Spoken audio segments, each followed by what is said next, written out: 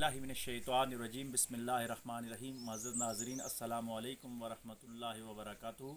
آج ہم حضور نبی کریم صلی اللہ علیہ وآلہ وسلم کے دعوت دین کے اسلوب کے حوالے سے بیان کریں گے کہ حضور علیہ الصلوۃ والسلام نے ہر لحاظ سے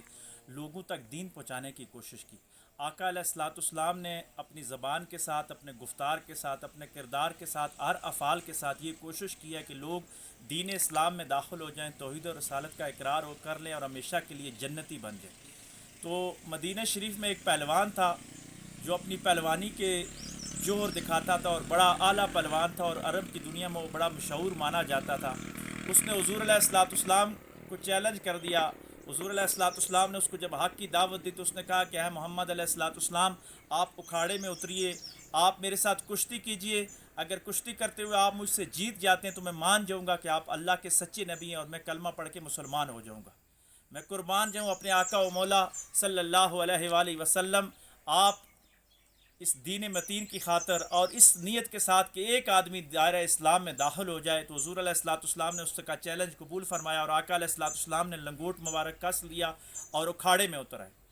حضرت علی کرم اللہ وجہ الکریم نے عرض کیا کہ یا رسول اللہ صلی اللہ علیہ وآلہ وسلم، یہ انسان پہلوانی کے ہر طرح کے کرتب جانتا ہے، آپ خود نہ اتریے بلکہ میں ماہر ہوں یا باقی کسی ماہر صحابہ میں سے جو پہلوانی کے گر جانتا ہو اس کو میدان میں اتاریے تاکہ اس کو گرا سکے۔ آپ نے تو ساری زندگی، آپ اللہ کے سچے نبی ہیں، آپ نے تو پہلوانی کا شعبہ اختیار ہی نہیں کیا، کہیں ایسا نہ ہو کہ آپ اس کو گرا نہ سکیں، کیونکہ بشری تقاضے تھے۔ صحابہ اکرام حضور علیہ الصلوۃ والسلام کے معاملات میں بڑے سینسٹیو ہوتے تھے کہ آقا علیہ الصلوۃ والسلام کو کبھی بھی کوئی تکلیف نہ پہنچے، کوئی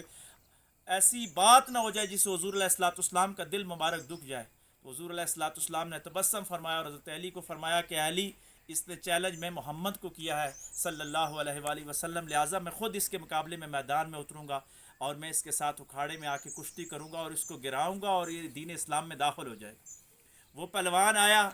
میرے کریم آقا صلی اللہ علیہ وآلہ وسلم نے اپنے نبوت کے ان جلووں سے اس کو ایک ہاتھ سے نیچے چت کر کے گرا دیا۔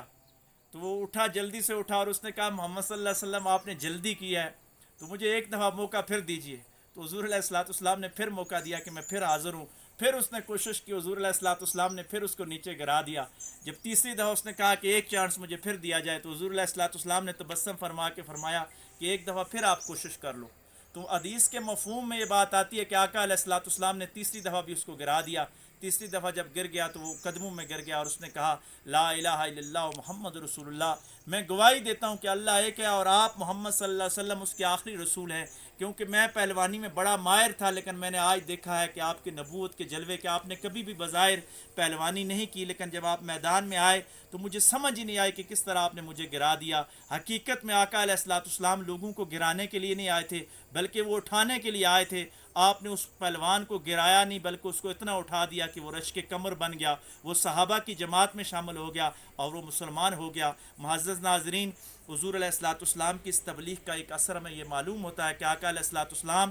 تبلیغ کے لیے اور لوگوں کو دین اسلام میں داخل کرنے کے لیے ہر ممکنہ حد تک جایا کرتے تھے۔ آج میں اپنے علماء، اپنے مشائخ حضرات، پیران عظام، نعت خوان حضرات اور جتنے بھی ہمارے مذہبی پروٹوکول رکھنے والی شخصیات ہیں، میں ان سے گزارش کروں گا کہ سب سے بڑا اگر کائنات میں کسی کا پروٹوکول تھا تو وہ محمد علیہ الصلوۃ والسلام کی ذات کا تھا، لیکن حضور علیہ الصلوۃ والسلام نے دین کی تبلیغ کے لیے خود اکھاڑے میں اترے اور پہلوانی کا مظاہرہ کیا۔ تو آپ انسانیت کی خدمت کے لیے، انسانیت کے فلاح کے لیے لوگوں کے ساتھ بھائی چارے کے ساتھ پیش آئیں، اپنے اپنے پروٹوکول سے نکلیے۔ سب سے بڑا پروٹوکول اسلام کا پروٹوکول ہے۔ آپ انفرادی طور پہ ہر آدمی کوشش کرے، جو آدمی جس رینک پہ بھی ہے، وہ دنیا میں ہے، دنیاوی طور پہ کوئی عہدہ رکھتا ہے یا